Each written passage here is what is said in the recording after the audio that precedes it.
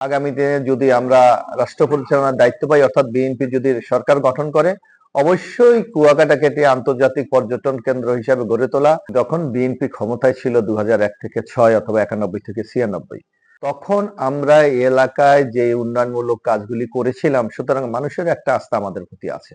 আর যারা ক্ষমতায় ছিল তারাও কিন্তু সেই মানুষের প্রত্যাশাটা পূরণ করতে পারে নাই। যেমন এই অঞ্চলে উন্নয়নের যে উল্লেখযোগ্য প্রতিষ্ঠানগুলি, সেগুলি বিএনপির শাসনামলে হয়েছে। সুতরাং আমি মনে করি জনগণ সেই উন্নয়নের কথা মনে রেখে আগামীকে বিএনপিকে ভোট দিয়ে জয়যুক্ত করবে, এবং বিএনপি মানে উন্নয়নের একটি সরকার। আপনারা জানেন যে ইতিমধ্যে আমরা আগামী দিনে, অর্থাৎ বিএনপি রাষ্ট্রীয় ক্ষমতায় গেলে কি ধরনের পদক্ষেপ গ্রহণ করবে, কি রাষ্ট্র তৈরি করবে, তার একটি পরিকল্পনা ইতিমধ্যে কিন্তু ঘোষণা করেছে। এটাকে আরো শক্তিশালী করেছে এবং জনগণের কাছে আস্থার জায়গাটাকে আরো নিশ্চিত করেছে আমাদের নেতা জনাব তারেক রহমান। উনি দীর্ঘ 17 বছর পর বাংলাদেশে এসেই উনি প্রথমেই ঘোষণা করেছে উই হ্যাভ এ প্ল্যান, অর্থাৎ আমাদের একটি পরিকল্পনা আছে কিভাবে আগামী দিনে আমরা বাংলাদেশকে পরিচালিত করব। এবং ইতিমধ্যে যেই রেসপন্সটা আমরা জনগণের কাছ থেকে, রাজনৈতিক দলগুলি, সুশীল সমাজ, গণমাধ্যম থেকে পাচ্ছি, তারেক রহমানের এই বক্তব্য মানুষ ইতিবাচক হিসাবে নিয়েছে। যে বিএনপি দীর্ঘ 15টি বছর একটি অবাধ, সুস্থ, নিরপেক্ষ নির্বাচনের জন্য তারা কিন্তু সংগ্রাম করছে। সুতরাং আমাদের প্রত্যাশা নিরপেক্ষ নির্বাচন। এই ক্ষেত্রে আমরা সর্বদা প্রস্তুত আছি এবং আমরা সরকারকে সহযোগিতা করতে চাই।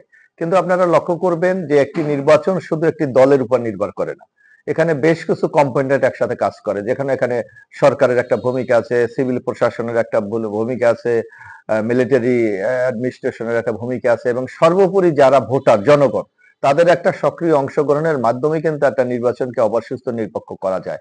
আমি মনে করি এবার যে পরিস্থিতি আমাদের আমরা দেখতে পাচ্ছি, সেখানে সবারই একটা উদ্দেশ্য যে একটি অবাধ, সুস্থ, নিরপেক্ষ নির্বাচন। বাংলাদেশের মধ্যে 114 পটুয়াখালী 4 অর্থাৎ কলাপাড়া রাঙ্গাবালী যে আসনটি, এটা নানা কারণে এখন একটি গুরুত্বপূর্ণ আসন হিসাবে বাংলাদেশে বিবেচিত হচ্ছে। এখানে বাংলাদেশের দুটি সমুদ্র সৈকতের একটি কুয়াকাটা এখানে অবস্থিত। এখানে একটা পায়রা পোর্ট আছে, এখানে তাপবিদ্যুৎ কেন্দ্র আছে, একটা নৌ ক্যান্টনমেন্ট আছে।